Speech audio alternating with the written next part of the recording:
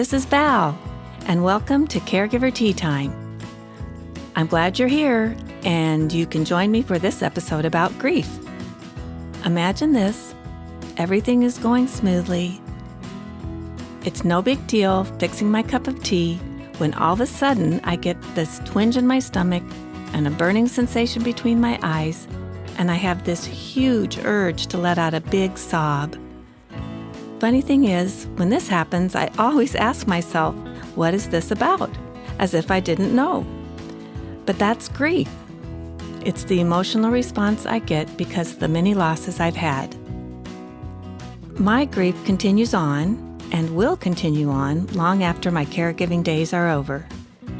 But I must say, I feel so much stronger today than I did when I first started thinking about doing this podcast almost a year ago. Through creating these episodes, I learned what I could talk about and what I couldn't, and what I could process with you and what I needed to process on my own, and almost always with a safe person who had grief training, like my counselor or pastor or spiritual director. Creating this podcast brought to mind all the crazy good things I learned in my efforts to be my best self, and it allowed me to let go of things I didn't need to rehash. At this moment, I feel like my grieving process is a little bit easier and probably a lot deeper. So today, I'm going to share with you about my experiences facing and processing grief.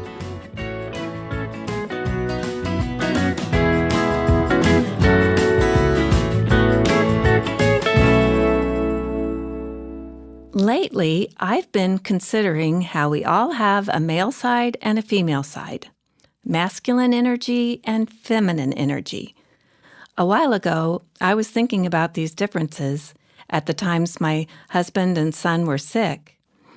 I knew what was going on in my female brain, but I wondered what was going on in the masculine brains of these men in my life. Then one day, I was wandering in a bookstore, and I found a book, Swallowed by a Snake, The Gift of the Masculine Side of Healing by Thomas Golden. Well, that sure caught my eye. This book was written by a male therapist who noticed that, in general, male clients don't seem to fit the program therapists used for female clients. He began a search to find out about the paths that men take to process their grief. He found that the masculine path usually happens through taking action, and the feminine path through relating to others. But he wanted to qualify all this with the known fact that men have a feminine side and women have a masculine side. So it's the mix of the two that determines how anyone individually best processes grief. I'm thinking that for me, I need a lot of both, action and relating. And maybe if you're stuck in your grief, you could ask yourself, do I need more relating or more action? The first thing that resonated with me in this book was the line, "It's important to stand in the tension of your grief," meaning to have a willingness to experience your pain. For me, that tension started the day I heard my loved one was sick, really sick. And when I learned the illness was life-threatening, this tension grew exponentially. I felt like moment by moment I had to make a choice to face and feel the intensity and pain of the situation, or step back and take the side of innocence that everything's going to be okay and let's just act as if nothing is different and we will all get through this. Alas, we cannot stand long in either one of these choices.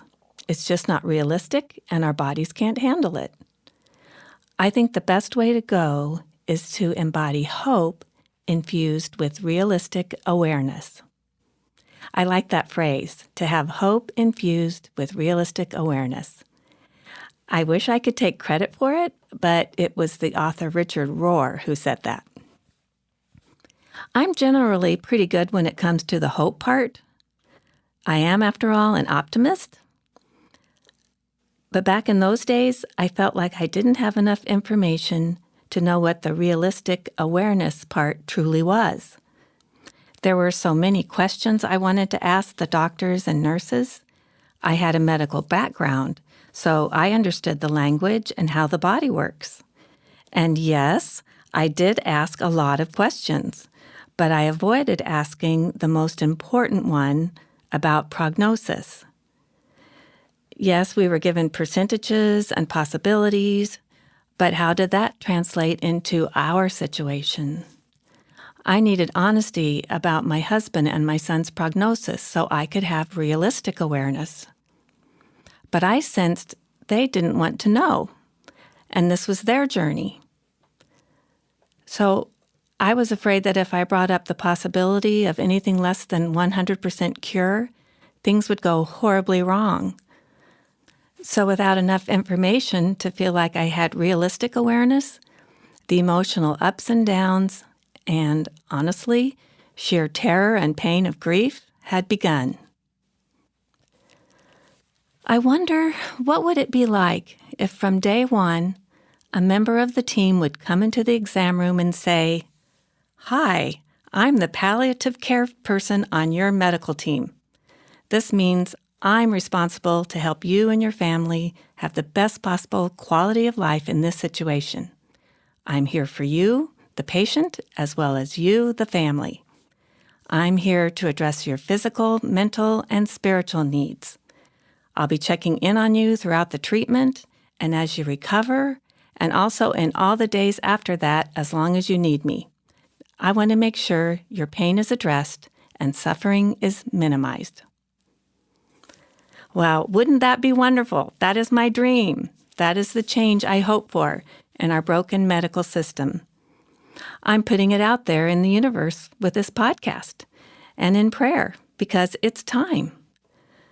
This is my shout out for palliative care, and if you listen to podcast number 2 of this season, you'll know how much I believe in the important skills of the trained palliative care professional. It's beautiful to imagine the suffering that could be relieved if a palliative care expert would be involved as part of the medical team from the moment of diagnosis. Okay, back to grief. The author Thomas Golden explains that rituals are an important part of grief. His definition of a ritual is something that is a way to signal a passing of one state of being to another, like saying hello or goodbye when going from being alone to being with someone. He believes, as do many other people I've met, that our culture lacks rituals that would help us move through our grief when we have a loved one facing death and the end of their life and they pass away. So here's the way he explains how a ritual will help. It would move you out of your ordinary state of awareness into a safe place for a period of time where you can express your emotions. The ritual provides an outline for how this could happen. He says the safe place can be a room or any specific place you choose.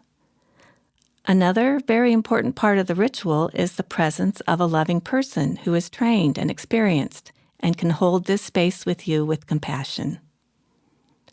So if you're thinking of planning a ritual for yourself, consider choosing a defined space with the support of a compassionate person and a plan for what will happen.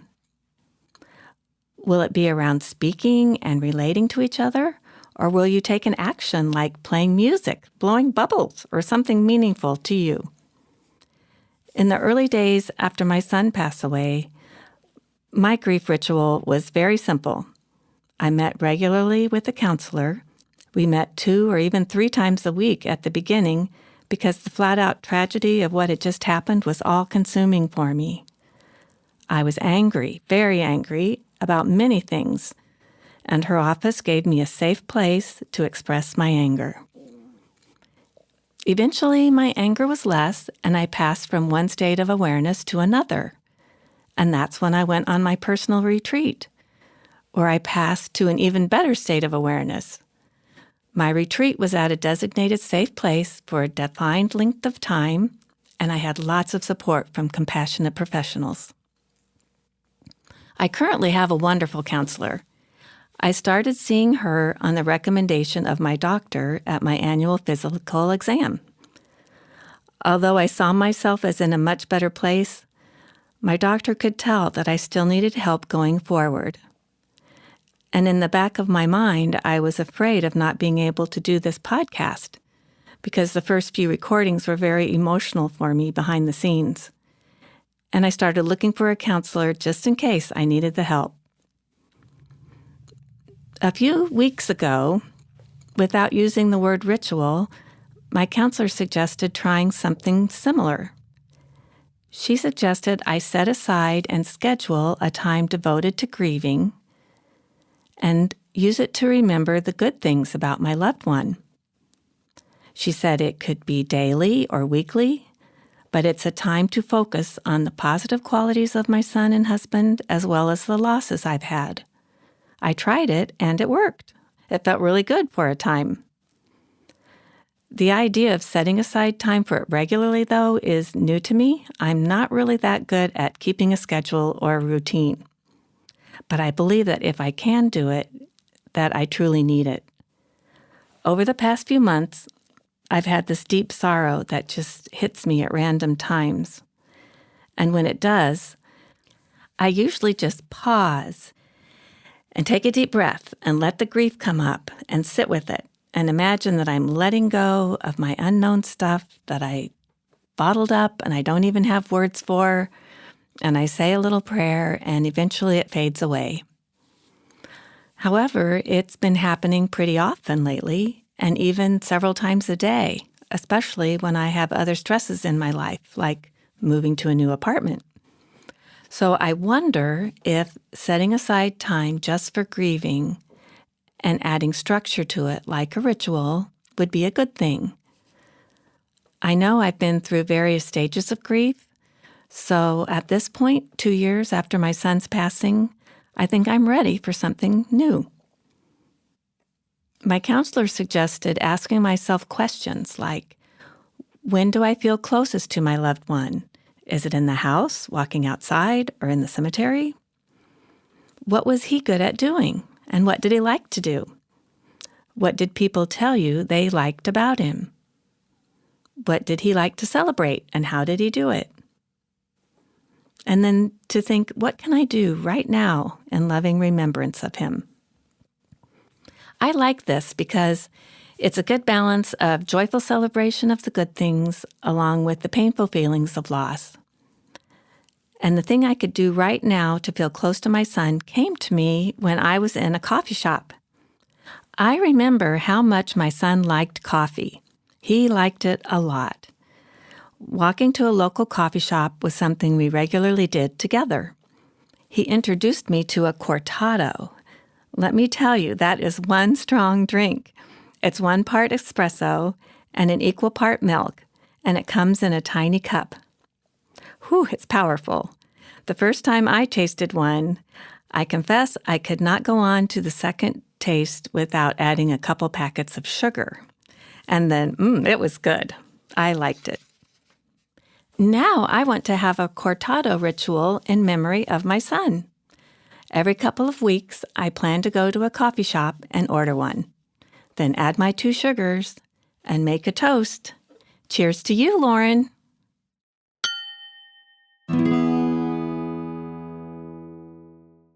I briefly want to share about something I need to do in the coming weeks. I finally cleaned out the little house where Lauren lived on the farm, but I still have most of the things he left behind. I just moved them from one place to another, and now they're in the kitchen of the farmhouse. Next week, I'm going to go back and sort through this pile. I've asked a very special person to be there to help me.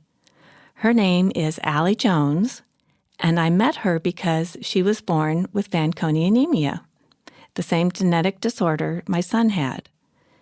Recently, she launched her own business called Soul Companion Services. She offers services as a doula, someone with a special gift to be able to provide emotional, spiritual, and practical support during very specific stages of life, both at birth and at death. Allie has trained to be a birth doula, helping new mothers in the days leading up to birth and in the first hours and days after giving birth. And she is trained to be a death doula, also known as an end-of-life doula or soul midwife. She provides individualized support to her clients and their families during the dying process and in the time leading up to death. A death doula offers skills that hospice does not provide. If you were to Google Fanconi Anemia, you would find out that this diagnosis comes with the news that the person will likely not live past the age of 30 and will develop cancers at some point in their life. So imagine living with that information about yourself. It gives Allie a totally different perspective on life. She embodies what I've been talking about, the hope infused with realistic awareness.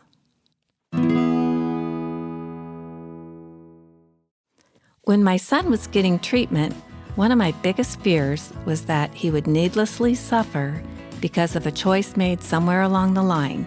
My choice, his choice, the doctor or nurse's choice. Now in my grief, I'm wondering, am I making choices that make me needlessly suffer?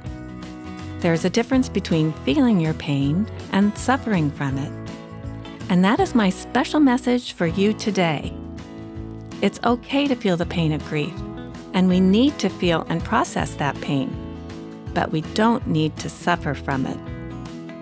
So please raise your cup with me and say, I'm feeling the pain of my grief, and I'm letting go of the suffering. Are you ready? 1, 2, 3. I'm feeling the pain of my grief, and I'm letting go of the suffering. Cheers!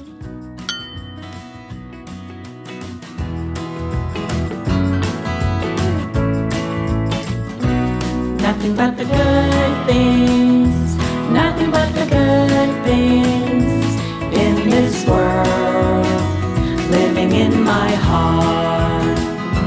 Nothing but the good things, nothing but the good things in this world, living in my heart.